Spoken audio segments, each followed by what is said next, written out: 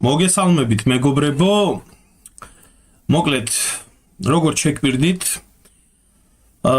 რომ მოვამზადებდი ბლოგს, რომელი ბლოგი შეეხებოდა საქართველოს უახლეს ისტორიას, კერძოდ 1921 წლის ქართული მიწების 33%-ის ოკუპაციას, რომელიც პრაქტიკულად გასაიდუმლოებულია და არსად ამ თემასთან დაკავშირებით არავინ არ საუბრობს, საუბრობენ მხოლოდ და მხოლოდ საბჭოთა ოკუპაცია, რა თქმა უნდა, საბჭოთა ოკუპაცია იყო, მაგრამ იყო ასევე ოსმალური ოკუპაცია, რომელზეც პრაქტიკულად საუბარი აკრძალული არის. ძალიან საწყენი არის ის, რომ საერთოდ ქართველებმა რაღაცნაირად დავივიწყეთ ჩვენი ისტორიული ტერიტორიების მნიშვნელობა, დავივიწყეთ ამ ტერიტორიებზე მცხოვრები ჩვენი თანამემამულეები, ჩვენი წინაპრების, ამდენი სისხლი, ამდენი შრომა, ამდენი ოფლი, ამდენი ჯაფა, ამდენი გმირობა, ამდენი წამება, ამით უმეტეს დაუკლარჯეთის, რომელიც სამწუხაროდ დღესდღეობით საქართველოს არ ეკუთვნის, ანექსირებული არის თურქეთის მიერ და ეს იყო დაუკლარჯეთი იყო საქართველოს წიგნობრობის, ხუროთმოძღვრების, კულტურის სამჭედლო. მარტო ალბათ ისტორია იმისთვის კმარა ჩვენი ერისთვის, რომ საერთოდ საქართველოს სახელი ქართველთა სამეფო დაუკლარჯეთიდან მოდის, საქართველოს განთლიანების კერა დაუკლარჯეთი არის და გრიგოლ ხანძთელის ისტორია არის ალბათ საკმარისი თუ რა იყო დაო ჩვენთვის. რა მწიგნობრობა იქნებოდა, რა კულტურა იქნებოდა, რა სარწმუნოებრივი საკითხები განიხილებოდა და რა დიდ დონეზე იყო საქართველოს კულტურა დაუკლარჯეთში. ამიტომ დღეს მე-20 საუკუნეში ჩვენ დავკარგეთ ეს კუთხე, არის ძალიან არასწორი დამოკიდებულება ამ ტერიტორიების დაკარგვასთან დაკავშირებით, საერთოდ წყაროები თავიდან ბოლომდე შეიძლება ითქვას, რომ მიჩქმალული არის. საუბარი ამ საკითხთან დაკავშირებით პრაქტიკულად დაბუირებული არის და აკრძალული არის, მაშინ როდესაც დაუკლარჯეთში თურქები ამ დღეს განსაკუთრებით ამ თარიღს მიაქციეთ ყურადღება, 7 მარტს აღნიშნავენ დაუკლარჯეთის განთავისუფლებას დამპყრობლებისგან და დღემდე ოფიციალური ცერემონიები იმართება, რასაც თქვენ ბლოგის ხანგრძლივობის მანძილზე ყველაფერს ნახავთ. ასე რომ დღეს გადავწყვიტე აი ამ ბურუსით მოცული პერიოდის, სამდროში არანაირი ბურუსით მოცული არის ეს პერიოდი, ჩვეულებრივად ხელმისაწვდომია ეს ინფორმაცია, მაგრამ საზოგადოებისთვის ზოგადად ბურუსით არის მოცული ეს ყველაფერი, არის საუბარი, რომ ლენინმა გადაცა, გააჩუქა რუსეთმა და მორჩა იქ თურქეთი არაფერ შუაში არ არის, რუსეთი არის ოკუპანტი, არ ყოფილა ეს ასე. და დღეს მინდა ეს ისტორია გაგაცნოთ თურქეთის მოქმედება და თურქული შეიარაღებული ძალების მოქმედება 1918, 19, 20 და 21 წლებში, როგორი იყო საქართველოში, რა პროცესები ვითარდებოდა, ყველაფერს გაიგებთ დღეს თქვენ. უბრალოდ სამდე დავიწყებდე ბლოგის, ასე რომ ვთქვათ, სიღრმისეულ განხილვას, მანამდე მინდა გითხრათ ერთი რაღაცა, გთხოვოთ, არ ვიცი, ცოტა ეშმაკობასაც მინდა მიმართო. თუ თქვენ რეალურად მოგეწონებათ ეს ფორმატი, თუ თქვენთვის იქნება ეს ყველაფერი სასარგებლო, მე მხოლოდ და მხოლოდ მოწონებას მოვითხოვ თქვენგან, რომელიც არის აბსოლუტურად უფასო და არის, რა თქმა უნდა, უსაფრთხო და კონფიდენციალური, ამიტომ თუ ეს ვიდეო იქნება ასული დაახლოებით 700 მოწონებაზე, მე აუცილებლად გავაკეთებ შემდგომ ბლოგს, რომელიც შეეხება საინგილოს დაკარგვის საკითხს და შემდეგ აფხაზეთში კიდევ რა მოვლენები ხდებოდა ლორეტ-აშირის საკითხთან დაკავშირებით და ამიტომ თქვენგან მე არაფერი არ მინდა, მხოლოდ და მხოლოდ მოწონება და მეც მინდა ადამიანურად სტიმული, რომ ძალიან ბევრი ვიმუშავე ამ საკითხთან დაკავშირებით, რომ თქვენთან მომეტანა ეს ინფორმაცია და რაღაც ცოტა სტიმული მეც მჭირდება, რომ ჩავთვალო, რომ ამ შრომას გქონდა შედეგი. მაშასე ჩემოკარგებო, დავიწყოთ ყველაფერი იქედან, რომ რაზე არის საუბარი. ახლა მე თქვენ გაჩვენებთ ისტორიულ ქართულ კუთხეს, ეს არის ტაოკლარჯეთი. არა მარტო ტაოკლარჯეთი, ამ ხრივაც გავრცელებული ტერმინი თვითონ არასწორი არის, იმიტომ ტაოკლარჯეთი ერთ-ერთი თემი იყო, ეს არის ისტორიული მესხეთი, საქართველოს სირძველი კუთხე, რომელშიც შედიოდა ტაოს, კლარჯეთიც, ართვინიც, არტაანიც, ჩრდილიც, სამცხეც, ქაჯიც, კოლაც, სპერიც და ლაზეთის ნაწილიც.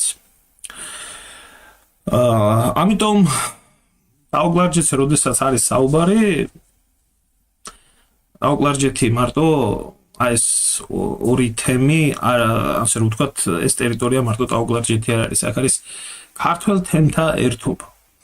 და ეს ყველაფერი ძალიან კარგად არის აღწერილი, თუ ვინ ცხოვრობდა ამ მიწებზე, რა ისტორიას ქმნიდა გურჯისტანის დაპროფის დიდ დაფთარში, რომელიც 1957 წელს სტალინის პერიოდში იქნა თარგმნილი და სადაც ეს არის უნიკალური დოკუმენტი, როდესაც საქართველოს ოკუპირებული საქართველო ოსმალებმა აღწერეს და იქ კარგად გაირჩევა რამდენი ქრისტიანი ცხოვრობს, რამდენი მუსულმანი ცხოვრობს, ვინ ცხოვრობენ, როგორ ცხოვრობენ და რა დემოგრაფიული ბალანსი არის. მის შემდეგ რა მოხდა, როგორ მოხდა, ეს ცალკე საუბრის საკითხი არის. დღეს მხოლოდ და მხოლოდ 1921 წლის მოვლენებზე ვართ კონცენტრირებული. მომავალში თუ დაგაინტერესებთ, რა თქმა უნდა, ტაოკლარჯეთთან დაკავშირებითაც სიღრმისეული ბლოგი არის გასაკეთებელი ის თუ ქართველთა როგორც ფიზიკური, ასევე კულტურული გენოციდი როგორ განხორციელდა ამ მხარეში ჩვენმა სტრატეგიულმა პარტნიორმა როგორ განახორციელა. ახლა აქ კიდე არის ერთი მომენტი, როდესაც საუბარი მიდის 1921 წლის საკითხებთან დაკავშირებით, იხსენებენ ყარსის ხელშეკრულების საკითხს, რომელიც ყარსის ხელშეკრულების საკითხითაც მოხდა ჩვენი ისტორიული მიწების გადაცემა თურქეთისთვის და ეს არის ტაოკლარჯეთის ნაწილი. ეს არ არის სრულად ისტორიული სამცხის სრული ნაწილი, უკაცრავად ამ ტერმინისთვის. საკმაოდ დიდი ნაწილი არის, თუმცა ეს კიდე ცალკე განხილვის თემა არის, ეს საზღვრები როგორ დადგინდა, რანაირად, რატომ იყო სათავე, რასაც აუცილებლად თქვენ გაიგებთ ბლოგის მსვლელობის პერიოდში, ვინ გადასცა, როგორ გადასცა, რა როლი ითამაშა ამ ყველაფერში მენშევიკებმა, ჟორდანიამ და რადგანაც ქრონოლოგიურად მიმდინარეობს ეს ყველაფერი, ნახეთ ბოლომდე და აუცილებლად თქვენთვის გახდება გასაგები ყველაფერი, მათ შორის მაზნიაშვილის ბრძოლაც ბათუმში, ეს ლეგენდარული ბრძოლა, რითაც აჭარა იქნა გადარჩენილი. ეს არის ის ტერიტორიები, რომელიც ყარსის ხელშეკრულების თანახმად იქნა გადაცემული 1921 წლის ოქტომბრის თვეში ოსმალეთისთვის. მაგრამ ყველაფერს მივყვეთ, ყველაფერს აქვს თავისი პრედისტორია, ასე რომ ვთქვათ, სიტუაციას, იმ პერიოდის მსოფლიო გეოპოლიტიკურ მოვლენებს, ცვლილებებს აქვს ძალიან დიდი მნიშვნელობა და მოდი ცოტა, ასე რომ ვთქვათ, სანამდე მოვიდოდა 1918 წელი, სანამდე მოვიდოდა 20-21 წლები, მანამდე რა ხდებოდა და რა პროცესები ვითარდებოდა მსოფლიოში, რა პროცესები ვითარდებოდა უშუალოდ კავკასიაში, კონკრეტულად სამხრეთ კავკასიის მიმართულებაზე, ამას აქვს ძალიან დიდი მნიშვნელობა. მოკლედ, ჩემოკარგებო, პატარა მცირე ისტორია, რომ ესე იგი აუმძღვაროთ ამ ყველაფერს, ეს არის შემდეგი რამ. 1914 წელი. ეს არის ოსმალეთის იმპერია და სადაც ხედავთ თქვენ მუქ ფორმებში, ეს არის 1914 წლის ოსმალეთის იმპერია. დანარჩენში რომ შედარებით ღია ყავისფერ ფერში რასაც ხედავთ, ეს არის მისი ძველი ისტორიული, ასე რომ ვთქვათ, საოკუპაციო ზონა, რომელიც ჰქონდა დაპყრობილი, მათ შორის კავკასია, მათ შორის ირანის ნაწილი, ჩრდილო აფრიკა, ბალკანეთი, უზარმაზარი იმპერია ჰქონდათ.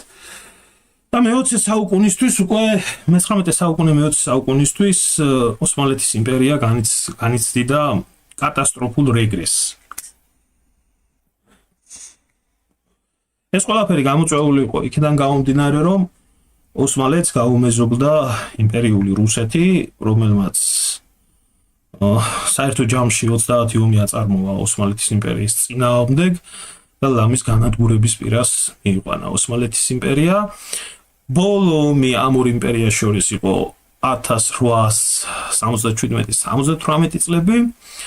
კავკასიაში ბერლინის ხელშეკრულებით დადგენილი საზღვრები არსებობდა, რომელშიც შემოდიოდა აუკლარჯეთის დიდი ნაწილი, ასევე ყარსის ოლქი და აი პირველი მსოფლიო ომის დაწყებას ეს ორი იმპერია აი ამ საზღვრებით ესე რომ ვთქვათ ხდებოდა. რა ხდებოდა ამ დროს ოსმალეთში?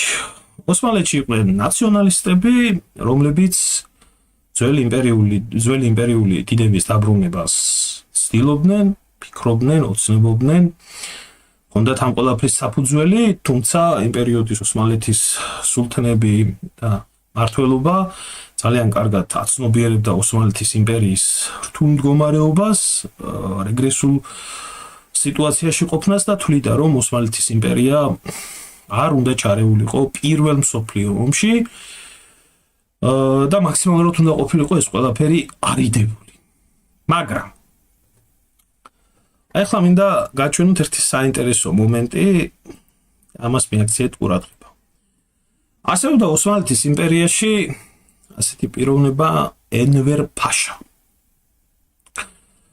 ეს პიროვნება შემდეგ იყო თურქეთის ოსმალეთის თავდაცვის მინისტრიც, პრაქტიკულად ხელმძღვანელი იყო ყველაფრის, რომელმაც 1913 წელს ოსმალეთში მოაწყო გადატრიალება, თვითონ თავის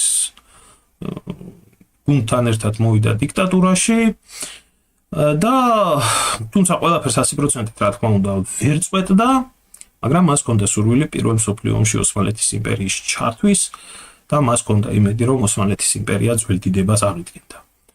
ისტორიულად ოსმალეთის მუდმივი მოკავშირეები იყვნენ დასავლეთ ევროპის ქვეყნები, ბრიტანეთი, საფრანგეთიც, იტალიაც, რა თქმა უნდა პერიოდულად კი ჰქონდათ ერთმანეთში ომები, მაგრამ რუსეთის წინააღმდეგ ისინი ყოველთვის ეხმარებოდნენ. პირველი მსოფლიო ომის პერიოდში კი იყო ესეთი რეალობა, რომ რუსეთი, ბრიტანეთი, საფრანგეთი და იტალია იყვნენ ერთ ბლოკში, ერთ სამხედრო ბლოკში, ამიტომ მათ წინააღმდეგ ჩართვას ბრძოლაში ნორმალურად მოაზროვნე თურქები ეწინააღმდეგებოდნენ გერმანიის და ავსტრია-უნგრეთის მხარეზე, თუმცა აი მეოცნებე იმპერიის აღდგენის მეოცნებე აი ამ გენერალს და მის თანამოაზრებს ეს ფეხებზე ეკიდათ, არ აინტერესებდათ და იყვნენ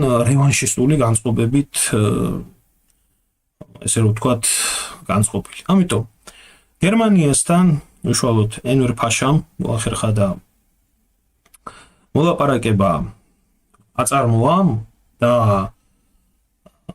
ეს მეგობრობის ურთიერთობის და ამის შემდეგ, რაც ოფიციალურად გაფორმდა, იქ დაიდო ეგრეთ წოდებული საიდუმლო შეთანხმება, რომლის საქმის კურსშიც ოსმალეთის იმპერიის ძალიან დიდი რგოლი მმართველები, მათ შორის სულთანიც და ესენიც არ იყო. მაგრამ თვითონ ენვერ ფაშა იყო საქმის კურსში. გერმანელებს ძალიან ჭირდებოდათ ამ ომში ოსმალეთის იმპერიის ჩართვა თავის მხარეზე მოკავშირედ და მათ ნახეს ენვერ ფაშა. ეგრეთ წოდებული deep state, რაზეც დღეს არის საუბარი, სინამდვილეში სხვა ქვეყანაში ჩანერგილი აგენტურა. გერმანელებისთვის ენვერ ფაშა იყო პიროვნება, რომელსაც მათთვის გასაკეთებელ საქმეს გააკეთებდა მის ქვეყანაში. აი წარმოვიდგინეთ ახლა დღევანდელ პერიოდში, როდესაც სიტყვაზე უკრაინაში ომი მიმდინარეობს, უკრაინელებს და დასავლეთს ძალიან ჭირდებათ, რომ კიდე მეორე ფრონტი გაიხსნას და მათ ეგულებათ საქართველოში რომელიმე თქვა თავდაცვის მინისტრი, რომელსაც გადაიბირებდნენ თავის მხარეზე და ომში ჩართავენ, მაგრამ ახლა ომში პირდაპირ ვერ გამოუცხადებდნენ ომს. ამიტომ ამ საიდუმლო ხელშეკრულებაში შეთანხმებაში რა იყო?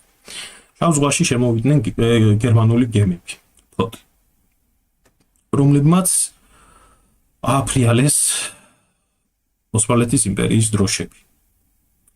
მიუახლოვდნენ შავი ზღვის სანაპიროზე განთავსებულ სევასტოპოლში, ნოვოროსიისკში, ტუაპსეში რუსულ სამხედრო ბაზებს და გაუხსნეს ცეცხლი.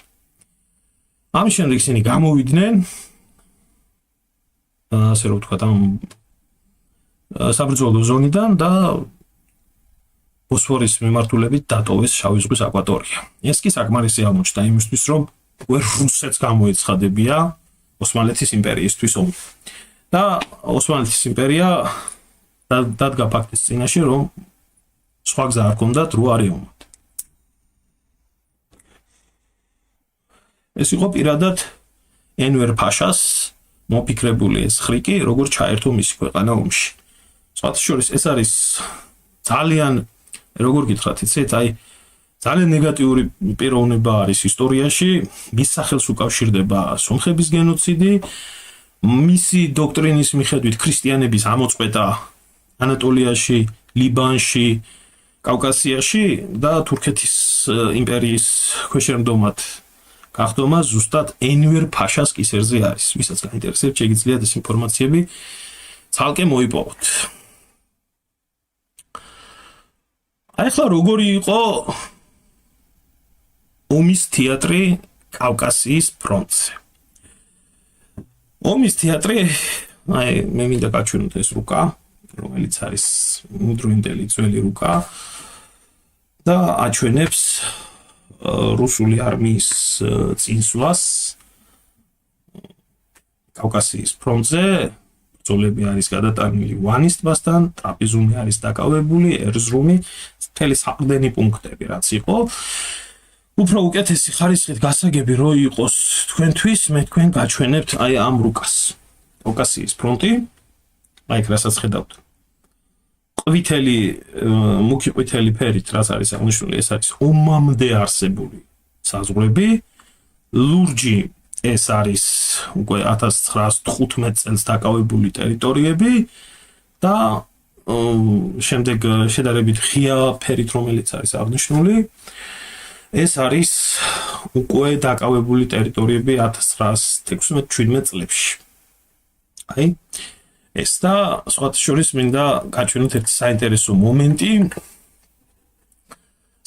მომენტი, რომელიც ქართველების მონაწილეობას ამ ყველაფერში ადასტურებს და ჩვენ და სამწუხაროდ ჩვენ პირველ მსოფლიო ომში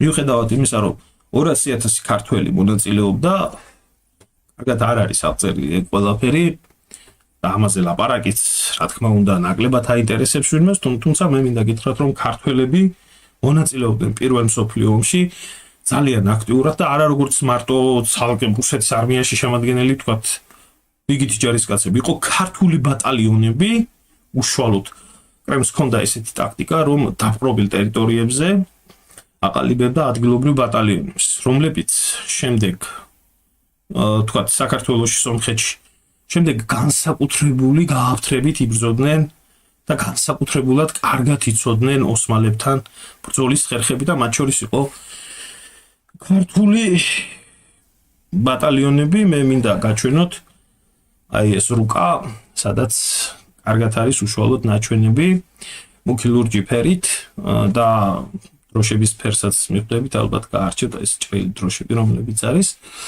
ეს არის ქართული ბატალიონების შეტევა, მოქმედების არეალი ისტორიული საქართველო და ოკლარჯეთის სრულად მთელი სამცხე საათაბაგოს ისტორიული მესხეთის ტერიტორია, სადაც მათ ჰქონდათ არნახული წარმატება. უშუალოდ ქართული ბატალიონების ეს ცალკე ისტორიის და ცალკე საუბრის და ცალკე ბლოგის თემაა ქართველები პირველ მსოფლიო ომში და თვითონაც რუსული არმია, უშუალოდ რუსული არმია ქვემოთ მოქმედ როგორ მოქმედებდა მიმართულებაზე, ეს უკვე უფრო სამხრეთის მიმართულებაში სომხურ-რუსული ბატალიონები შეგიძლიათ დააკვირდეთ. მე კიდე გაჩვენებთ ერთ-ერთ რუკას, სადაც შეჩერებული იქნა იმ პერიოდის, ეს უკვე 1917 წელი არის, სადაც შეჩერებული იქნა ეს მწვანეთ ოსმალეთის იმპერიის კუთვნილების ტერიტორია არის, თუმცა ეს ისტორიული საქართველო, რომელიც მთლიანად იყო გადასული ქართული ბატალიონების და ქართველი სამხედროების ხელში. ამ ბრძოლებში მონაწილეობდა არაერთი ცნობილი ქართველი გენერალი. ეს ისეთ ცნობისთვის რომ იცოდეთ, ოსმალეთის იმპერიის მდგომარეობა იყო კატასტროფული. 1917 წლამდე ოსმალეთის იმპერია მარცხზე განიცდიდა როგორც კავკასიის ფრონტზე, ასევე ერაყში ბრიტანელებთან, ასევე ახლო აღმოსავლეთის სხვა მიმართულებაზე, სირიაში, ასე შემდეგ და მე მინდა გაჩვენოთ უკვე 1916-17 წლებში ოსმალეთის ტერიტორიას რას უპირებდნენ ანტანტის ქვეყნები, მათ შორის რუსეთი და ამ რუკაზე გარკვევით არის აღნიშნული ABC სექტორები და ყვითლად აღნიშნული ასევე ცალკე ნაწილი, კარგად დააკვირდით. ეს არის ბრიტანეთის, საფრანგეთის, იტალიის და რუსეთის ზონები ოსმალეთის იმპერიის განადგურების შემდეგ, როგორ მოხდებოდა მათი განაწილება. დაგვირდით, რუსული იმპერიის ოცნება, რომელიც მთავარი ოცნება იყო, აი აქ კარგად ჩანს, ეს არის სტამბულის, ბოსფორის და დარდანელის სრუტეების კონტროლი კონსტანტინოპოლის ჩათვლით და საერთოდ რუსული იმპერიის პრეტენზია და ალბათ ოცნების პიკი, რომ რუსეთი ეს არის მესამე რომი და მეოთხე არ იქნება, ხოლო კონსტანტინოპოლი ისევ და ისევ მართლმადიდებლური უნდა გახდეს და კავკასიის მიმართულებაზე სრულად დაბრუნებული ის ტერიტორიები, რომელიც ისტორიული საქართველო არის, არა მარტო ისტორიული საქართველო, ისტორიული სომხეთიც. დანარჩენი ტერიტორიები ეს განაწილებული არის ბრიტანეთს და საფრანგეთს შორის. მინდა გითხრათ, რომ სამწუხაროდ ისტორიამ არ იმუშავა ამ შემთხვევაში საჩვენოდ. მიუხედავად იმისა, რომ ომის დასრულების შემდეგ ბრიტანეთმა და საფრანგეთმა თავისი წილი ტერიტორიები ბლომად მიიღეს, ჩვენ შემთხვევაში რუსეთში მოხდა გადატრიალება, რევოლუციები, ასე შემდეგ და შეიცვალა გეოპოლიტიკური რუკა. თუმცა მივალთ აქამდე, კარგად დაიმახსოვრეთ ეს რუკა. ეს არის ოსმალეთის იმპერიის განაწილების გეგმა ანტანტის ქვეყნებიდან რუსეთს, ბრიტანეთს, საფრანგეთს და იტალიას შორის და პრაქტიკულად ეს იყო შესრულებული. სასტიკ მარცხს განიცდიდნენ ოსმალები და ეხლა მინდა გაჩვენოთ რამ შეუშალა ამ ყველაფერს ხელი. მოკლედ ეს ყველაფერი ოსმალეთის იმპერიაში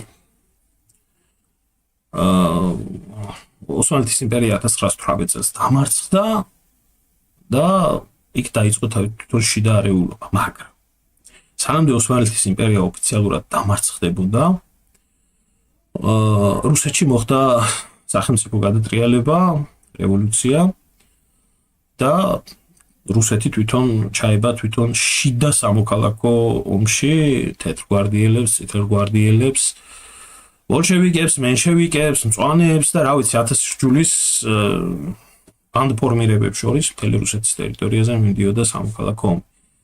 ზუსტად ამით ისარგებლეს მაშინ საქართველოში მენშევიკებმა, რომლებიც საერთოდ არც ფიქრობდნენ საქართველოს ტერიტორიაზე, კიდევ ერთხელ მინდა ვთქვა, რომ ეს თავში დაეცათ მათ და ილია ჭავჭავაძის დაუძინებელი მტერი ჟორდანია, რომელიც ამბობდა, რომ საქართველოს დამოუკიდებლობას ვერ მიიღებს ლანგარზე დადებულიც რომ მიართვან, სამწუხაროდ ისტორიამ მას მისცა საშუალება, რომ თვითონ გამოჩენილიყო პირველი რესპუბლიკის მთავრობის თავმჯდომარედ და მას გამოეცხადებია საქართველოს დამოუკიდებლობა. 1918 წელს დამოუკიდებლობის გამოცხადებამდე ამიერკავკასიის სეიმი მოწყდა რუსეთის იმპერიას. თავისთავად რუსეთმა აი ამ ფრონტიდან, რომელ ფრონტსაც თქვენ ხედავდით აქ, აი ამ მიმართულებიდან ჯარების გაყვანა დაიწყო. თავისთავად მმართველობა დაიშალა და ჯარების გაყვანა დაიწყო. ამიერკავკასიის კომისარიატმა გამოაცხადა ჯერ სამი ქვეყნის ერთობით სომხეთი, საქართველო, აზერბაიჯანი დამოუკიდებლობა, ჯერ როგორც ამიერკავკასიის კომისარიატმა, შემდეგ კი თვითონ ამიერკავკასიის კომისარიატი დაიშალა სამნაწილად და საქართველომ, აზერბაიჯანმა და სომხეთმა ცალ-ცალკე გამოაცხადეს დამოუკიდებლობა. და რადგანაც ეს ყველაფერი ასე მოხდა, რადგანაც შიდა პოლიტიკური ძვრები მოხდა, რა თქმა უნდა, იმის მაგალითად რომ ჭკუა ქონოდათ და ამ სამ ქვეყანას ერთად შეკრულს გაიგრძელებიათ ფრონტის შენარჩუნება, ტერიტორიების შენარჩუნება, დაიწყეს ერთმანეთის ჭამა, ერთმანეთთან დაპირისპირება, ის რაც კავკასიაში ტრადიციულად ხდება და აქედან გამომდინარე ეს ფრონტი ჩამოიშალა. ფრონტი როდესაც ჩამოიშალა, ოსმალებმა ამოისუნთქეს, რადგანაც რუსეთის იმპერია დამარცხებული იყო და მათ გეზი აიღეს საქართველოსკენ და საქართველოსკენ, სომხეთისკენ და აზერბაიჯანისკენ. ეს იყო, რა ვიცი, რაღაც აუცარი გამართლება. ეს 1918 წელს უკვე გამოცხადებული საქართველოს ახალ ხელისუფლებას დახვდა მძიმე რეალობა, მემკვიდრეობა იმისი, რომ უკვე ოსმალეთის იმპერია უტევდა საქართველოსაც და სომხეთსაც. რა თქმა უნდა, ახლა ვისაც გაინტერესებთ ეს ვრცელი ამბები არის თუ ისინი როგორ ექცეოდნენ შეიარაღებულ ძალებს, როგორ ენდობოდნენ გენერლებს, როგორი პატრიოტები იყვნენ და ასე შემდეგ, მათ გადაწყვიტეს, რომ ფარველად აეყვანათ გერმანია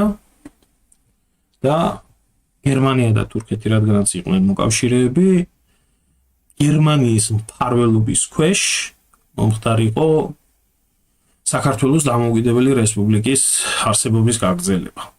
პრაქტიკულად გერმანელებმა აიძულეს და თურქულმა საფრთხემ აიძულა ნოე-ჟორდანია დამოუკიდებლობის განმოსაცხადებლად, იმიტომ რომ თურქეთს და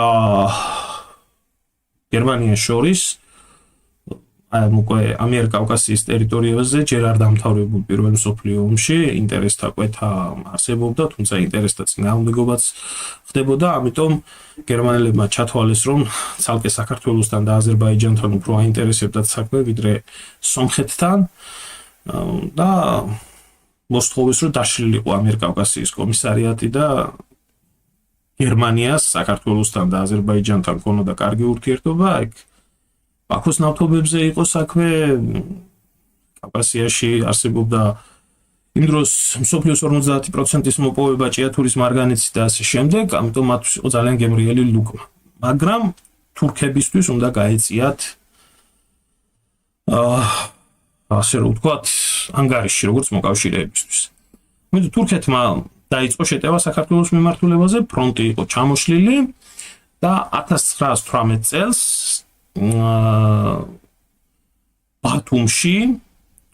ბათუმში იქნა ხელმოწერილი ხელშეკრულება, ეს იყო ღალატი, და პირდაპირ გითხრათ, ეს მოღალატეობრივი ხელშეკრულება გააფორმეს აი ამათმა. თუმცა სანამდე იქნებოდა ბათუმის ხელშეკრულება, რუსეთში ბოლშევიკებმა მოაწერეს ბრესტ-ლიტოვსკის შეთანხმებას ხელი, რომელიც არ ცნო საქართველომ, მაგრამ უარესი ხელშეკრულება გააფორმეს თურქეთთან, რომელიც ბრესტ-ლიტოვსკზე მეტი უარესი იყო და გაჩვენებთ რატო. ესე იგი, დაგვერდით თქვენ აი ამ რუკას. ეს არის 1918 წლის რუკა, როდესაც ბათუმის ხელშეკრულება დაიდო. ეხლა რა სხვაობა არის აი ამ რუკაში? პირველი ყავისფერი სასაზღვრო ზოლი, ეს არის ომამდე არსებული ტერიტორია, რომელიც რუსეთის იმპერიის შემადგენლობაში და ამიერკავკასიის კომისარიატში შედიოდა. წვანეთ არის აღნიშნული ბრესტ-ლიტოვსკის საზავო ხელშეკრულება, რომელიც აღხსნეს ამათმა და წითელი ფერით არის აღნიშნული უკვე ბათუმის ხელშეკრულება, რომელსაც ხელი მოაწერა ნოე-ჟორდანიამ და მისმა მოღალატე მთავრობა, მათ შორის ნოერამიშვილმა და ამათმა, რომლებიც დღეს რა ვიცი გმირებად არიან გამოცხადებული. ახლა რა ითვალისწინებდა აღნიშნული ხელშეკრულება? აღნიშნული ხელშეკრულება ითვალისწინებდა აჭარის ოლქის მთლიანად გადაცემას, არა მარტო ოპლარჯეთის, აჭარის ოლქის მთლიანად გადაცემას ოსმალეთზე. ასევე არათუ ართვინი, არდაგანი, ყოლა და ოპლარჯეთის ნაწილის გადაცემას ოსმალეთის იმპერიაზე, ასევე ახალციხე, ახალქალაქი, სამცხე-ჯავახეთი და ის წითელი ხაზით რაც არის მოხაზული. ამას გარდა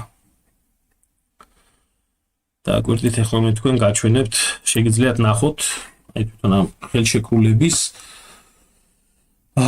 დედაზრი და წაიკითხოთ.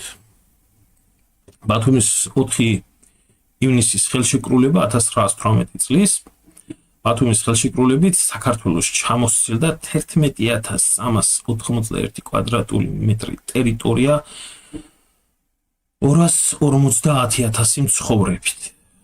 იქ სომხეთსაც ესე შემდეგ.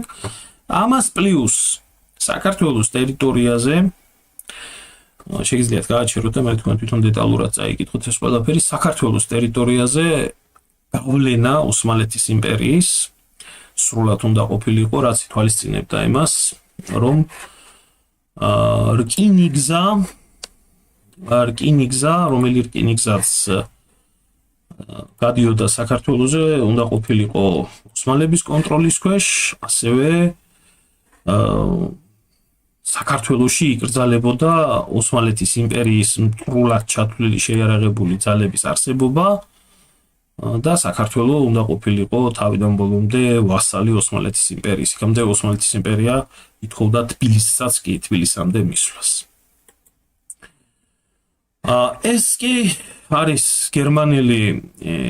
გერმანიის წარმომადგენელი ამ ბათუმის კონფერენციაზე, რომელიც წარმომადგენელიც გრაფ შულენბერგი უშუალოდ ხელმძღვანელობდა ამ ხელშეკრულების გადაცემას. ანუ მარტივად რო გაგიმარტოთ აუკლარჯეთი ბათუმი თუ 1918 წელს ახალციხით და ახალქალაქის ჩათვლით, რაც იყო თავის დროზე ოსმალეთის იმპერიის ნაწილი 1828 წლამდე, 1878 წლამდე ლუი ჟორდანიამ და რამიშვილმა და მათ გადასცეს ოფიციალურად ოსმალეთის იმპერიას.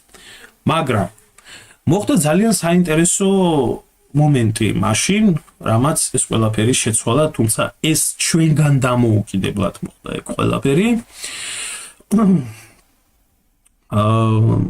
რასაც ქვია პირველი მსოფლიო ომის დამთავრება. პირველი მსოფლიო ომის დამთავრებამ თავისთავად ოსმალეთის იმპერია დამარცხებულად გამოაცხადა და ამ ტერიტორიებიდან ჯარის გაყვანა დაავალდებოდა. თუმცა სანამდე დამარცხდებოდა ოსმალეთის იმპერია, მინდა გითხრათ, რომ ეს კიდე ცალკე განხილვის საკითხი არის. სანამდე დამარცხდებოდა ოსმალეთის იმპერია, რომელმაც მიიტაცა ბათუმი, ახალციხე, ახალქალაქი, აუკლარჯეთი და ეს ყველაფერი და საქართველოს თავიდან ბოლომდე ვასლად აქცია, არ დაკმაყოფილდა მიღწეულით. და რატო? ეს არც ამ თემაზე არის საუბარი. და ეს არის ძალიან საინტერესო მომენტი. 1918 წელს. თუმცა ეს ცალკე ბლოგის განხილვის საქმე არის. როდესაც ოსმალეთმა წაართვა საქართველოს ეს ტერიტორიები და ესე ხარკი აკიდა ქვეყანას, ამას პლუს თავისი გავლენა და თავისი შეიარაღებული ძალები შეიყვანა სად? აფხაზეთში. შეიყვანა როდის. როდესაც აფხაზეთის მიმართულებაზე მაზნიაშვილი და სხვა ქართველი ცნობილი გენერლები აწარმოებდნენ ბრძოლას დენიკინის თეთრგვარდიელების წინააღმდეგ, რომელიც სხვათა შორის ოსმალეთის იმპერიასთან კუდები ჰქონდათ გადაფსკვნილი და მარცხდებოდნენ, მაშინ მოხდა სოჭის დაკავება, მაშინ მოხდა ტუაფსეს დაკავება და ესე შემდეგ. უბრალოდ ამ რაკურსს გაცნობთ, დაკვირდით აქ ლურჯი ფერით ისარს. ეს არის ქართული არმიის ზურგში ოჩამჩირის ტერიტორიაზე. ოჩამჩირიდან სოხუმამდე დრანდა კელასური და ეს მიმართულება გადმოისხა ოსმალური დესანტი რომლის ხელმძღვანელადაც დანიშნეს მუჰაჯირობაში წასული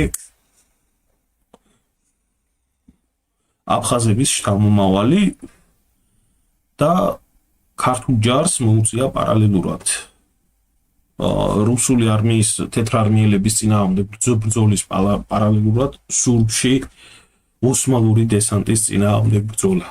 ეს ისე რო იცოდეთ, ეს ცალკე საუბრის თემა არის, ცალკე განხილვის თემა არის, მაგრამ რომ იცოდეთ ოსმალები მიუხედავად ამ ხელშეკრულებისა ისინი არ ჩერდებოდნენ საქართველოს ტერიტორიების გლეჯვით და მიტაცებით. თუმცა პირველ მსოფლიო ომში გერმანულ-ოსმალური კოალიცია დამარცხდა, ოსმალეთი იძულებული გახდა როგორც დამარცხებულ იმპერიას დაეტოვებინა საქართველოს ტერიტორია და ახალი გეოპოლიტიკური ქაოსი შეიქმნა მსოფლიოში. საქართველო გამოცხადდა ბრიტანეთის გავლენის ზონად და საერთოდ კავკასია გამოცხადდა 60,000-იანი ბრიტანული ეს რა ქვია ჯარი იქნა შემოყვანილი კავკასიაში.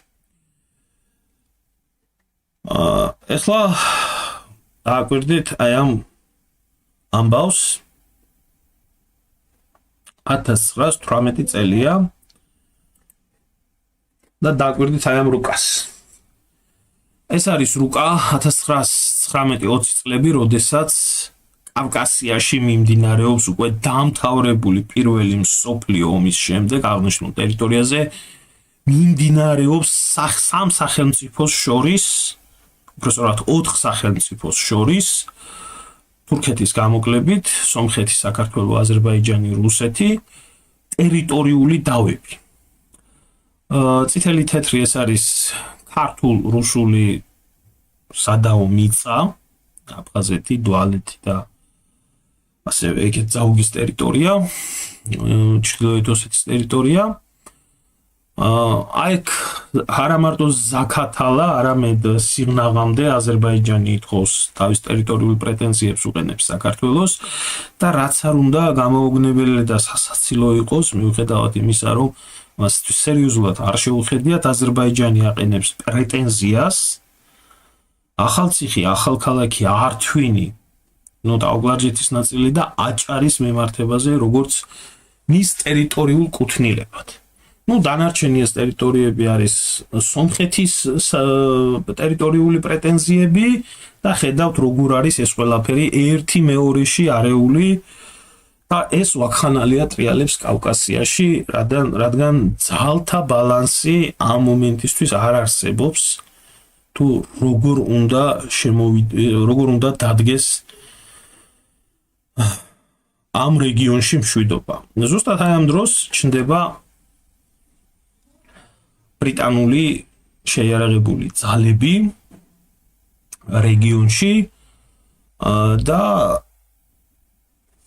მენშევიკები ეუბნებიან, ახდენენ ამ ყველაფრის ახსნას, რომ ტერიტორია, რომელიც მათ პირველი მსოფლიო ომის დროს რამოდენიმე თვის წინ გადასცეს ოსმალეთის იმპერიას, ანუ აქ ხელი რაზეც მოაწერეს 1918 წელს თურქეთის კუთვნილებაზე, მოხდა ოსმალური ხიშტების შიშით და ეს ტერიტორია არის ისტორიულად ქართული ტერიტორია და ამ ისტორიულ ქართულ ტერიტორიაზე მათ ისევ აქვთ პრეტენზია, ეს ხელშეკრულება ოსმალეთის დამარცხების გამო არის გაუქმებული და ამიტომ ბრიტანელები იკავებენ აი ამ ტერიტორიას. აქ ერთი საინტერესო საკითხი არის, ერთი ის რომ თვითონ ბათუმი, რომელიც არის იმ მომენტისთვის სტრატეგიული პორტი, ასევე არის ტრანსნაციონალური ქალაქი პრაქტიკულად, სხვადასხვა ერები ცხოვრობენ, ასევე მთიანი აჭარა მართალია ქართული მოსახლეობა არის, მაგრამ არის ისლამური სამყაროს მიმდევარი, ასევე ართვინში, არდახანში და ასე შემდეგ ჭრელია მოსახლეობა, იქაც სარწმუნოებრივი ფაქტორი არსებობს და ესე შემდეგ, ამიტომ ბრიტანეთი იკავებს ამ ტერიტორიას და ახდენს ამ მიტაცებული, ასე რომ ვთქვათ, ქართული ტერიტორიების კონტროლს. აქ მთავარი დედააზრი ის არის, რომ ბათუმი და მის ირგვლივ გარემო არის სტრატეგიული მნიშვნელობის ქალაქი, რომელშიც ბაქოს ნავთობი გაედინება. ახლა აქეთკენ დანარჩენი შეგიძლიათ ნახოთ, ეს არის უკვე 1919-20 წლების პერიოდი, როდესაც პერიოდულად ნელ-ნელა გენერალი კვინიტაძე ამ რეგიონში ქართული წესრიგის აღდგენას იწყებს ქართულ ჯართან ერთად. იმ პერიოდში არის თურქეთი დაშლილი, მიმდინარეობს შიგნით სამოქალაქო ომი, დაპირისპირება და ამ მიმართულებაზე, თურქეთის დღევანდელი ჩრდილო-აღმოსავლეთის მიმართულებაზე არის შექმნილი რამოდენიმე პროვინცია, რომლებიც მაგალითად იყო ყარსის რესპუბლიკა. ყარსის რესპუბლიკა, რომელიც ყარსის რესპუბლიკაც პრეტენზიებს აცხადებს ამ ტერიტორიებთან მიმართებაში, არ არის ის ცენტრალური მმართველობა მოშლილია თურქეთში, ამიტომ მოქმედებს თურქეთი ამ ფორმით და არა მარტო ამ ტერიტორიებზე, ოლთისის ოლქშიც არის განლაგებული თურქული ჯარი. ამ დროს გენერალი კვინიტაძე ინიშნება აქ, ახდენს ამ ტერიტორიების წმენდას ამ თურქული შენაერთებისგან და მე მინდა გითხრათ, რომ ამ დროს რა ხდება. ორჯონიკიძე, ყველას რო ენაზე აკერია, არავინ არ ახსენებს სერვერბეგ ჯაყელს. იგივე სერვერბეგ ათაბაკი. ოსმან სერვერბეგ ათაბაკი. ეს არის ჯაყელების შთამომავალი, სერვერბეგ ჯაყელი, გამაჰმადიანული ჯაყელების შთამომავალი, რომლებიც იყვნენ ახალციხის ფაშები. ის ქმნის ტაუგლარჯეთის ტერიტორიაზე გამაჰმადიანებული ქართველებისგან შეიარაღებულ ძალებს, რომელთა მთავარი ამოსავალი წერტილი არის ამ ტერიტორიის მოკვეთა და გადაყვანა ოსმალეთის კონტროლ ქვეშ. ამიტომ ამ თურქულ ნაწილებთან და ამ სეპარატისტთან, ქართულ ცნობიერებით თურქ სერვერბეგ ჯაყელთან უწევს ომი გენერალ კვინიტაძეს. სერვერბეგ ჯაყელი მარცხდება და გარბის ყარსში, სადაც ელოდება ძალების მოკრებას. ეს ისე ცნობისთვის რომ იცოდეთ, ვინ განახორციელა და რა ღალატი განახორციელა და ისევ ქართველების ცუდი როლი საქართველოს უახლეს ისტორიაში. ესენი შემოbrunდებიან ისევ და დააკვირდით მიმდინარეობას, ქრონოლოგიურ მიმდინარეობას თუ როგორ შემოbrunდებიან უკვე ოსმალურ ქემალისტურ თურქებთან ერთად. ეს არის 1920 წელი, როდესაც უკვე უფრო მეტნაკლებად მოითქვა სული საქართველოს დასტაბილურდა მდგომარეობა, თუმცა მოღალატე ნოე ჟორდანიას და ამათი თამადობით საქართველოში მდგომარეობა არასტაბილური არის, რადგან ისინი არ ენდობიან ქართველ გენერლებს, რომლებიც თავგანწირული ბრძოლით ახდენენ ამ დიდი ვაქხანალიის პერიოდში ქართული მიწების დაცვას. 1920 წელი არის, ეს არის პერიოდი, როდესაც საბჭოთა არმია იკავებს აზერბაიჯანს, ძალიან სწრაფად ხდება აზერბაიჯანის დაცემა და მე მინდა გითხრათ, რომ 1919 წელს საქართველოს და აზერბაიჯანის ხელისუფლებას შორის იყო ურთიერთდახმარების მემორანდუმიც გაფორმებული და საქართველოს და აზერბაიჯანს ჰქონდათ ვალდებულება, რომ ომის შემთხვევაში ერთი მეორეს დახმარებოდნენ. 1920 წელი არის, როდესაც ხდება ეს ყველაფერი და ამ შეთანხმების საფუძველზე გენერალი კვინიტაძე ითხოვს ქართული შეიარაღებული ძალების შეყვანას აზერბაიჯანში და განდევნას იქედან ბოლშევიკური არმიის, რომლებმაც დაიკავეს მთლიანად აზერბაიჯანი და დააკვირდით საინგილოს საკითხი არის ცალკე საკითხი კიდე, მოადგნენ საინგილოს.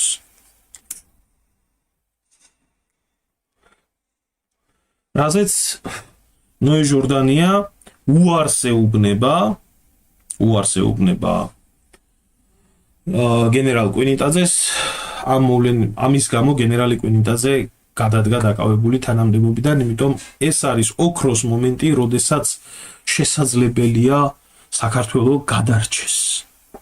და რატომ? აგიხსნით ახლა ძალიან მარტივად. ეს არის 1920 წელი, ჯერ ის პერიოდის დრო უნდა გავიაზროთ. კავკასიაში ძირითადი გადმოსასვლელები, ძირითადი ორი მიმართულების გადმოსასვლელი, რომელიც ისტორიულად არსებობდა, ეს იყო დავიალის ხეობა, რომელსაც მოხევეები თავდადებით იცავდნენ და ქართული ჯარი თავდადებით იცავდა. ამ დროს 1921 წელსაც კი მაქედან ვერ შემოვიდნენ ბოლშევიკები. მეორე მიმართულება არის გაგრის მიმართულება, აფხაზეთის მიმართულება, სადაც ქართულ ჯარს ჩაკეტილი აქვს ძალიან ესეთი ვიწრო ყელი შემოსასვლელი და აკონტროლებს ამ მიმართულებას. არ არსებობს იმ პერიოდში დესანტირების საშუალებები, დესანტირების როგორც ესა დღეს ავიაციის მიმართულებით, შავი ზღვის კონტროლი კი ჩაბარებული აქვს საფრანგეთს და ბრიტანეთის ფლოტს. რჩება ერთადერთი გადმოსასვლელი კავკასიაში, რომელიც გადმოსასვლელიც არის დარუბანდი. ის არის აზერბაიჯანის ტერიტორიაზე და თუ მოხდება მისი გაკონტროლება, ასეთ შემთხვევაში წითელი არმია ვერ გადმოვა მთელი ძალებით კავკასიაში, ვიწრო უღელტეხილების გადმოსასვლელები ეს ვერ მოახდენს გავლენას. მაგრამ უარს ეუბნებიან აზერბაიჯანში გალაშქრებაზე, ამიტომ აზერბაიჯანს მთლიანად იკავებს წითელი არმია და ამ დროს უკვე ჩნდება თურქეთის აღმოსავლეთით ქემალისტური თურქეთი. თურქეთი გაყოფილი არის, როგორც გითხარით, დიდი არეულობა არის, იქეთ ფაშაზის, სულთანიზის სტამბულში, აქეთ ნაციონალისტ თურქებს უკავიათ ძალაუფლება ქემალ ათათურქის ხელმძღვანელობით და ქემალ ათათურქმა იცის ძალიან კარგად, რომ საქართველოში მან არ უნდა შემოყოს ცხვირი, რადგან მიუხედავად ყველაფრისა უკვე საქართველოს მოძლიერებული აქვს თავი და უკავია ის ტერიტორიები, რომელი ტერიტორიებიც არსებობდა მეფის რუსეთის პერიოდში, პირველი მსოფლიო ომის დაწყებამდე, ამიტომ ისინი ცდილობენ კონცენტრირდნენ სომხეთის მიმართულებაზე. წითელი არმია იკავებს აზერბაიჯანს, სომხები დაშნაკ ცუცნაკებს ბოლომდე ლამის ახოცავს ოსმალებს და სულ ბოლო მომენტში, კრიტიკულ მომენტში ერევა სომხეთის საქმეში და საქართველოს ხდება ჩრდილოეთიდან, აღმოსავლეთიდან და სამხრეთიდან უკვე პრაქტიკულად ექცევა სტრატეგიულ ალყაში.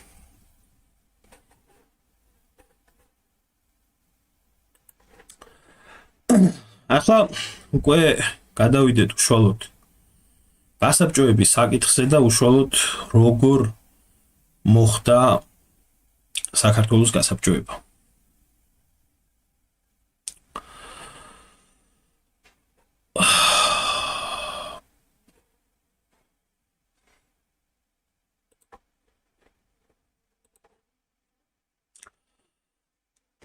დააკვირდით აი ამ რუკას. და ყურადღება მიაქციეთ შემდეგ დეტალებს. რა თქმა უნდა, შავი ფერით არის აღნიშნული საბჭოთა არმიის შემოჭრა საქართველოში, თეთრი ფერით არის აღნიშნული თურქების შემოჭრა საქართველოში, რაზეც საუბარი არ შეიძლება დღეს.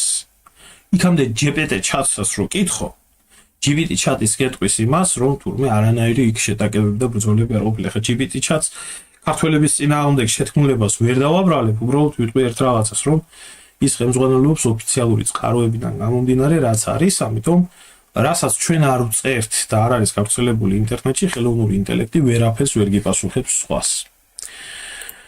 და დააკვირდით აქ ერთ მომენტს ზაქათალას, ანუ ეს არის საინგილოს მიმართულება, რატო არის ის ჭრელად აღნიშნული. ეს კიდე ცალკე როგორც გითხარით, ბლოგის საკითხი არის. აქაც ნათლად არის ნაჩვენები ქემალისტური თურქების შემოჭრა, უშუალოდ უკვე ტაოკლარჯეთში და ბათუმში 18-19 წლის ესაა რა ქვია 18-19 მარტის ბრძოლები, საიდანაც უკან დახეული იქნა ოსმალური არმია და რა თქმა უნდა, აი ამაზე მაქვს საუბარი, საქართველოს 33%, რომელიც არცად არ განიხილება და თურმე ამაზე საუბარი არ შეიძლება.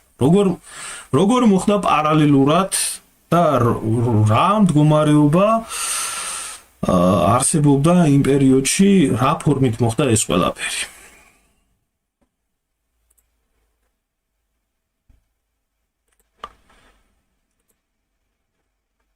ესე იგი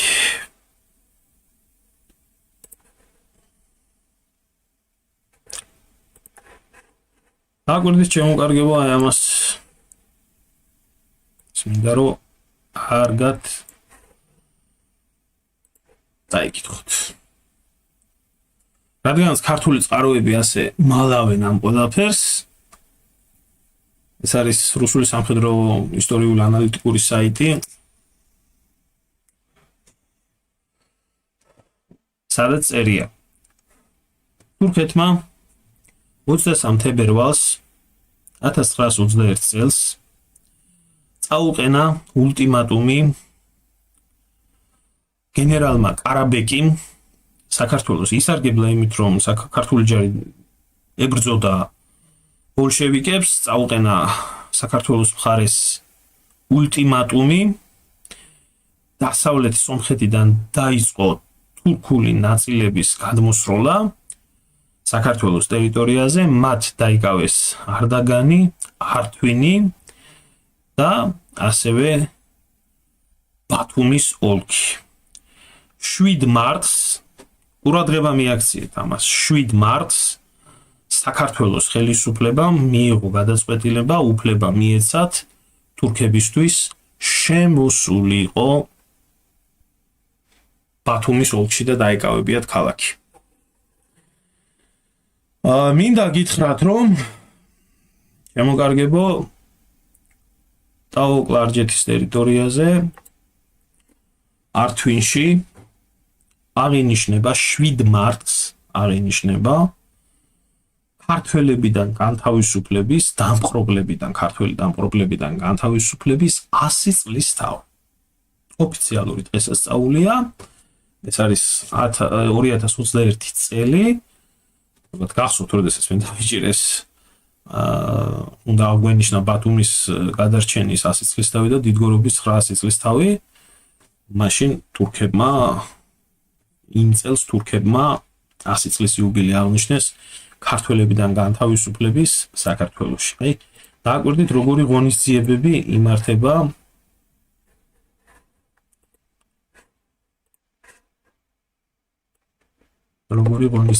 იმართება თურქეთის ტერიტორიაზე. ეს არის თვითონ თურქული საიტი არის, ოფიციალური მოვლენები, რომელიც რუსულ ენაზე თარგმნია ლიბერალების ტვინით, რითაც ითარგმნება, დახვეწილი ესენა არის. ესე იგი, გასულ წელს იქნა აღნიშნული 104 წლის იუბილე, 2025 წელი არის და აი როგორი ღონისძიებები იმართებოდა ქართველი დამპყრობლებისგან განთავისუფლებულ თურმე მშობლიურ თურქულ მიწაზე. და ძალიან საინტერესო არის ეს მომენტი, დაგვირდით, აი აქ.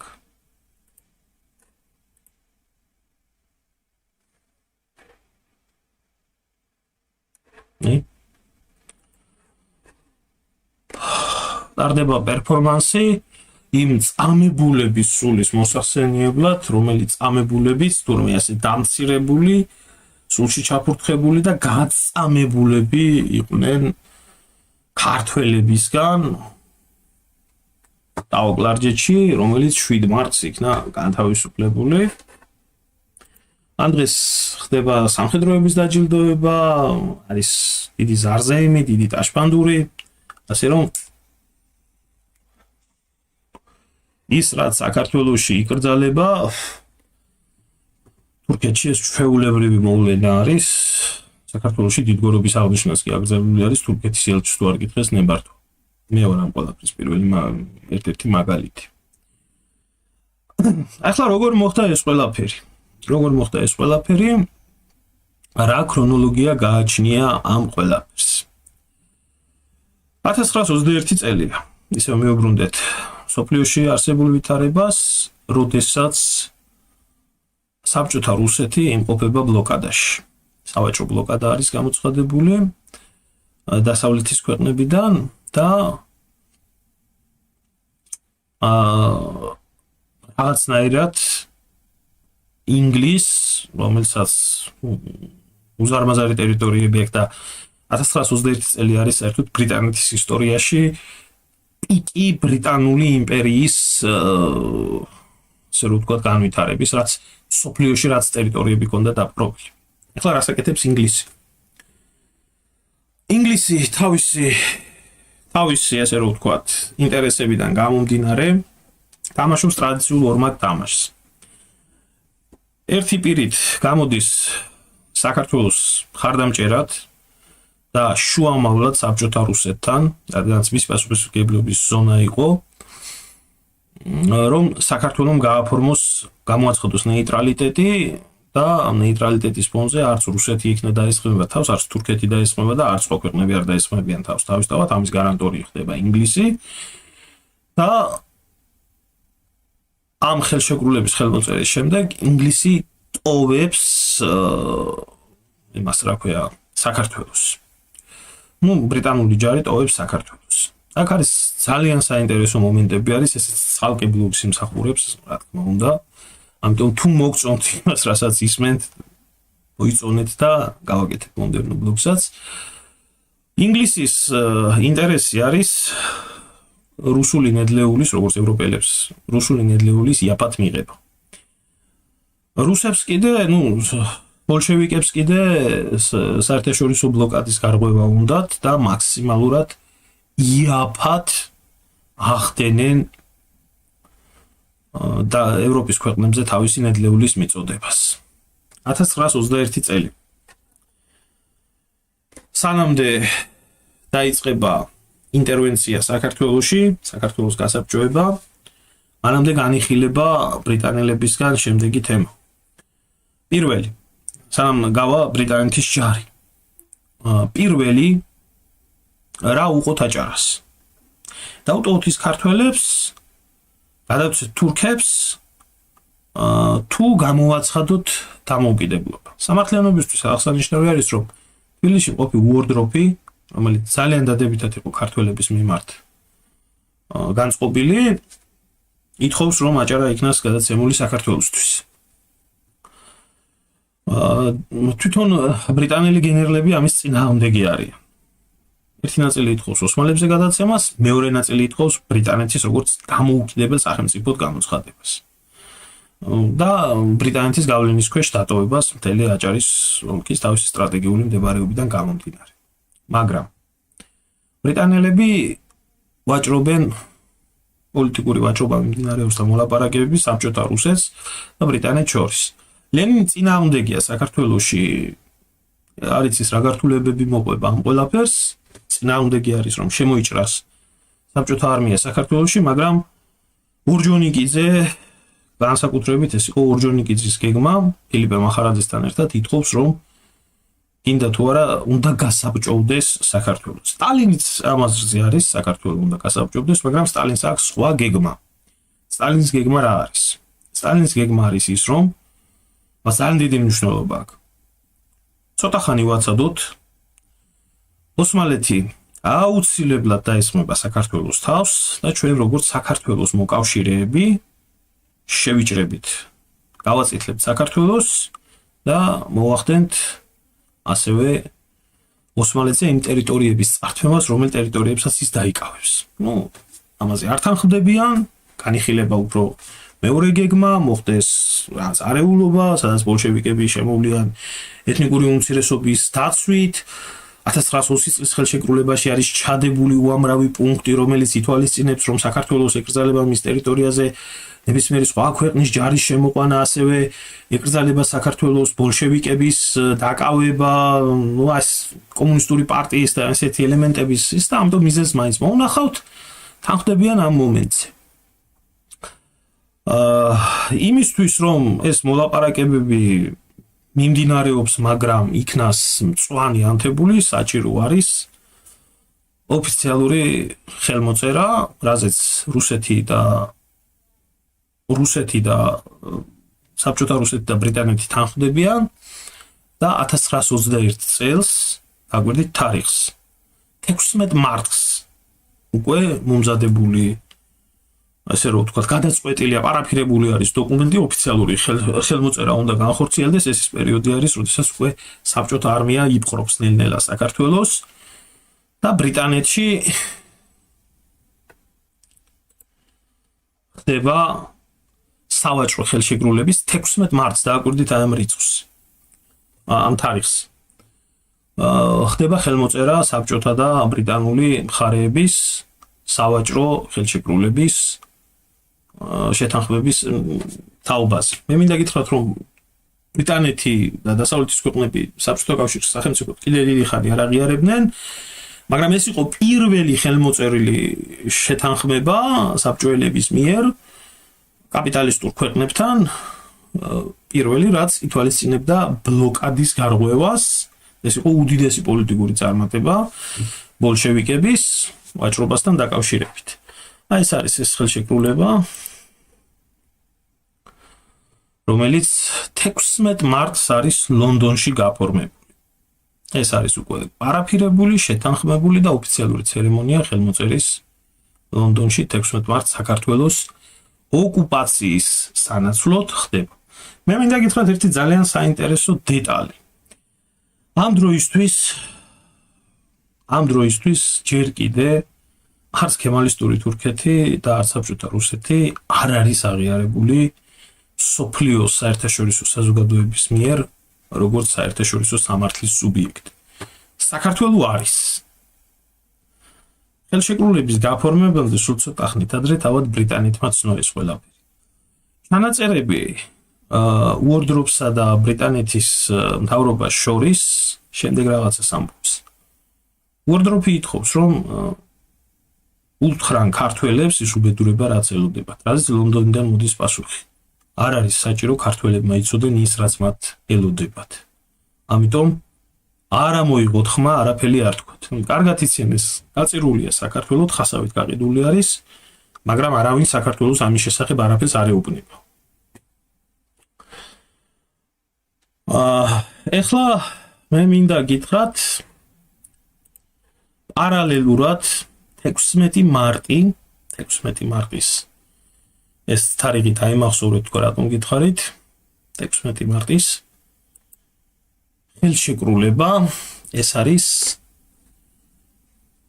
იმავე დღეს როგორც კი ხდება გაფორმება საქართველოს ოკუპაციის პარალელურად ბრიტანეთთან ხელშეკრულების 16 მარტს მოსკოვში მიმდინარეობს თურქებთან მოლაპარაკება. მე ამბოხე ათათურქი, რომელსაც აქ ბოლშევიკური იდეები, რომელიც შენჭირიმე შენგენაცვალეს პირდება ლენინს, უნდა გააფორმოს რუსეთთან ხელშეკრულება, რომელიც მომავალში ძალიან წაადგება თურქეთს. მოლაპარაკებების მაგიდაზე სხვა ბევრ ამასთან ერთად, რა თქმა უნდა, დევს საქართველოს ტერიტორიების ბედი.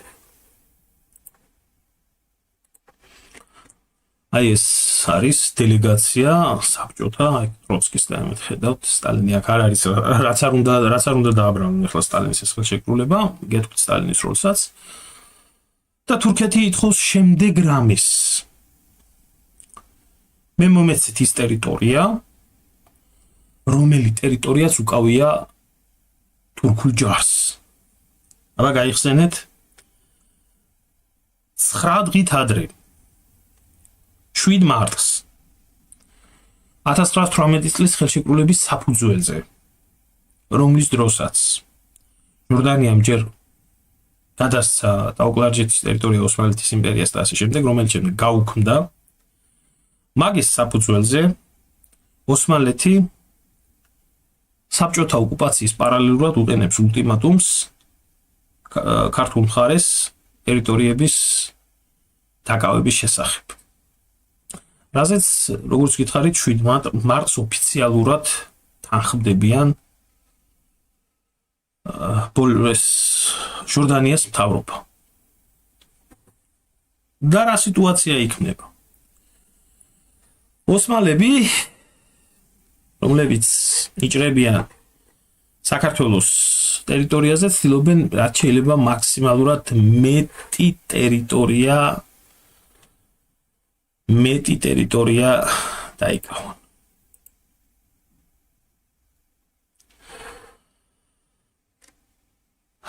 მაგრამ საქმე რაშია?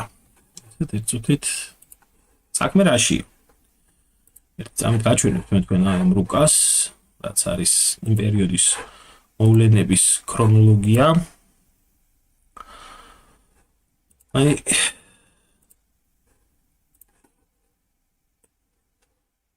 აი ეს არის ის რუკა. თუ რა ვითარება ხდება, მანამდეც გაჩვენებთ ის რაც იყო, მაგრამ აქ არის უფრო დეტალური რუკა.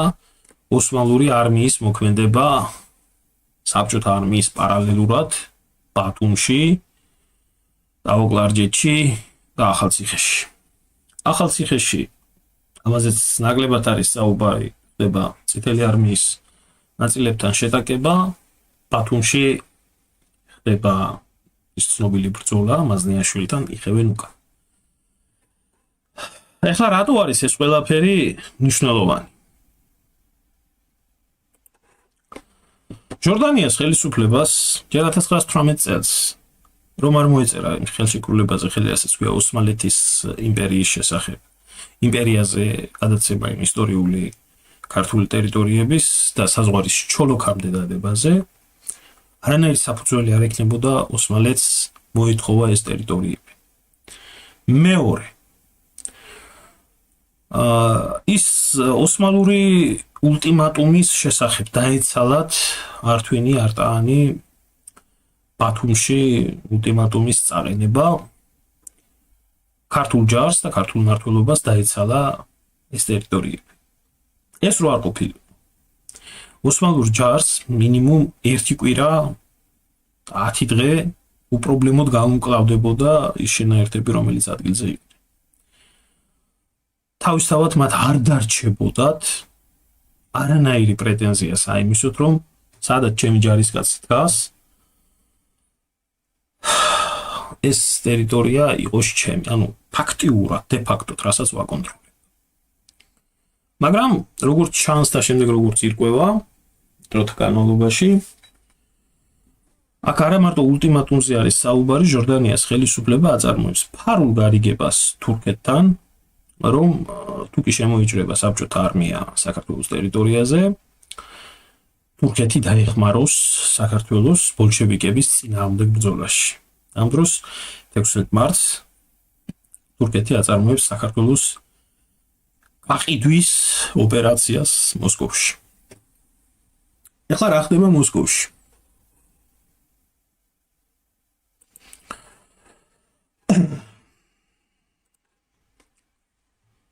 მარტს 17 მარტი არის ლორდ ქიფანიძე, მენშევიკური მთავრობის წარმომადგენელი, ქუთაისში 1921 წლის 17 მარტს ხდება ბოლშევიკების წარმომადგენლის ინუქიძეს. ვისთანაც აწარმოებს მოლაპარაკებას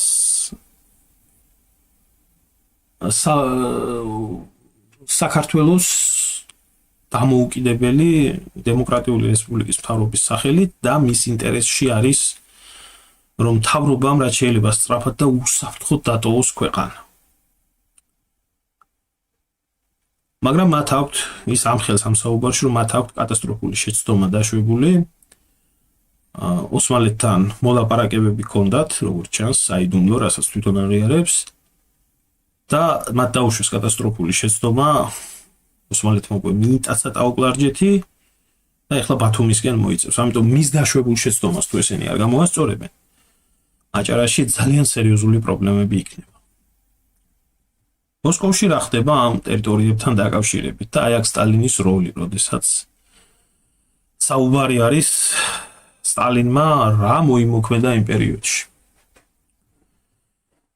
თურქები ითხოვენ, რომ ბათუმშიც უკვე არის თურქული ჯარი შესული და ბათუმიც იქნას გადაცემული თურქეთზე, რაზეც კატეგორიული წინააღმდეგი არის სტალინი და ამის არგუმენტად მოყავს ის, რომ აჭარის ოლქი, ეს არის სტრატეგიული მნიშვნელობის ოლქი, არის პორტი, არის ნავთობსადენი, არის სხვა მნიშვნელოვანი ობიექტები და ამ ობიექტების გადაცემა თურქეთზე ეს არის დაუშვებელი, ამიტომ ამას არ შეიძლება მოაწერონ ხელი.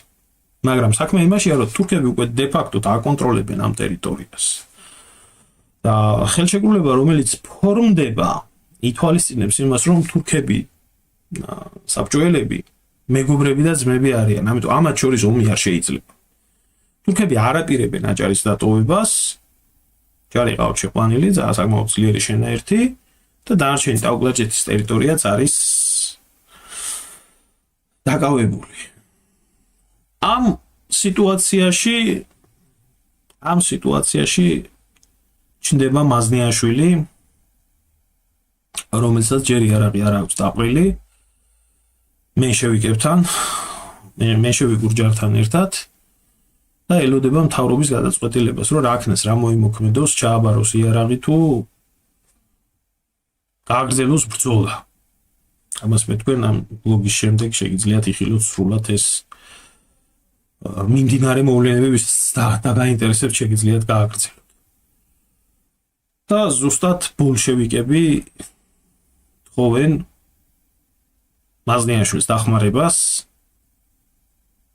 იმ ხელშეკრულების სისრულეში მოსაყვანად, რომელიც უკვე დადებულია მოსკოვში და ითვალისწინებს იმას, რომ აჭარა დარჩეს საქართველოს შემადგენლობაში და დანარჩენი ტერიტორია დროებით გადავიდეს ოსმალეთის კონტროლ ქვეშ. ეს ვისაც გაინტერესებთ ეს მომენტი, ამ როგორც კი ეს ბლოგი დასრულდება, იქნება სრულად ამ მოვლენების ქრონოლოგია.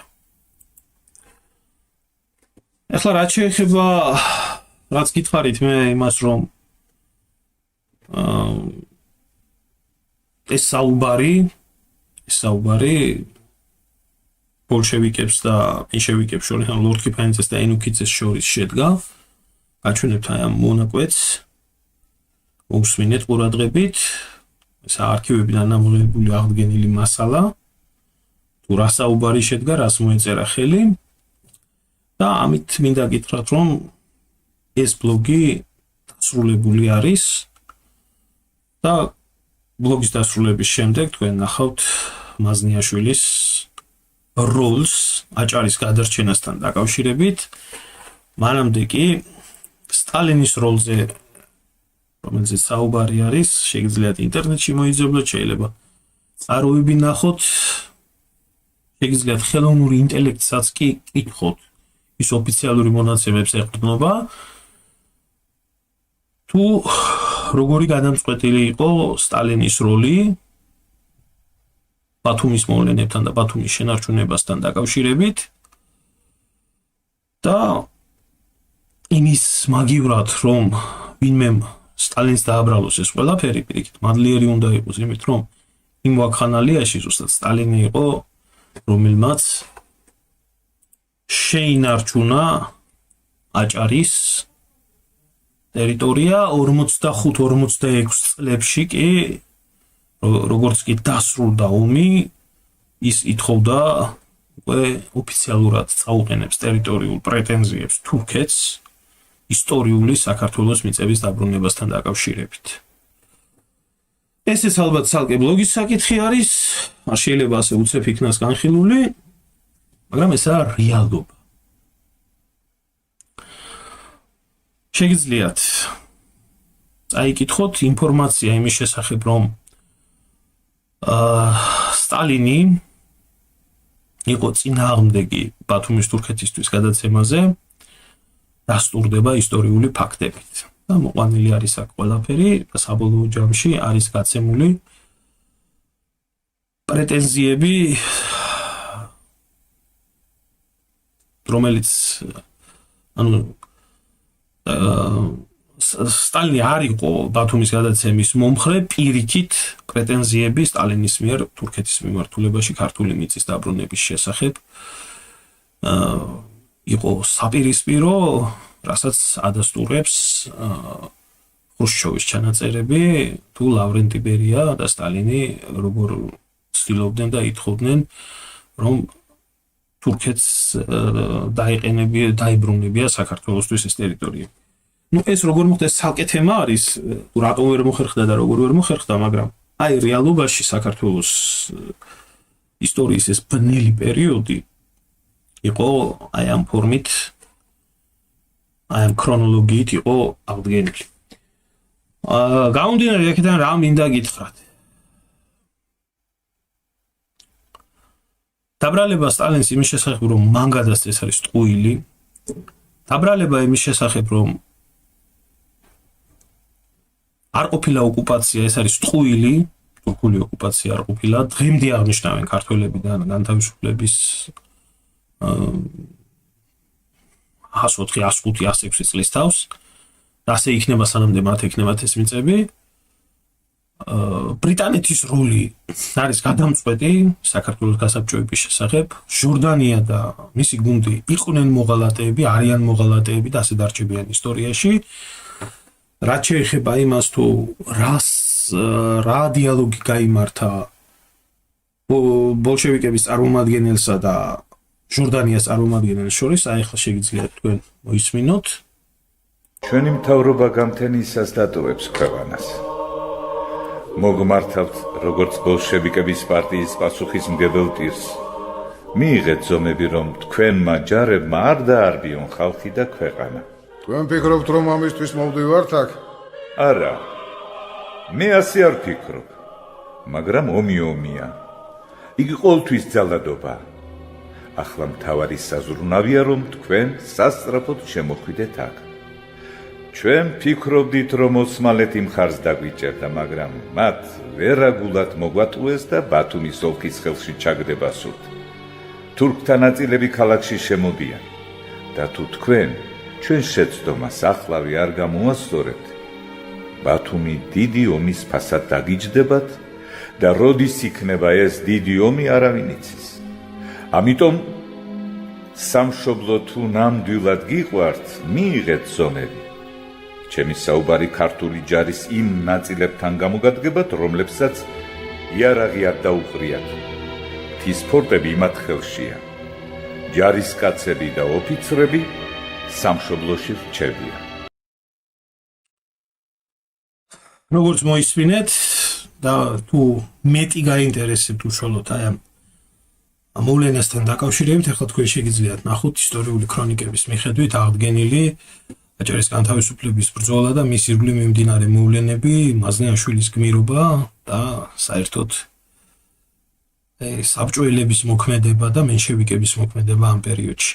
მე დიდი მადლობა მინდა მოგახსენოთ ყველას, ვინც აქამდე მისმენდით და კიდევ ერთხელ მინდა გითხრათ, თქვენ მოგწონთ და თქვენთვის მოსაწონი არის ეს ბლოგი, გამოიწერეთ გვერდი, მოიწონეთ, ავიდეთ მინიმუმ 700 ლაიქზე, იმისთვის რომ გავაკეთოთ სხვა მომდევნო. მეც ადამიანი ვარ და ხალისი მჭირდება, სტიმული მჭირდება ცოტა. დიდი მადლობა ყველას ყურადღებისთვის.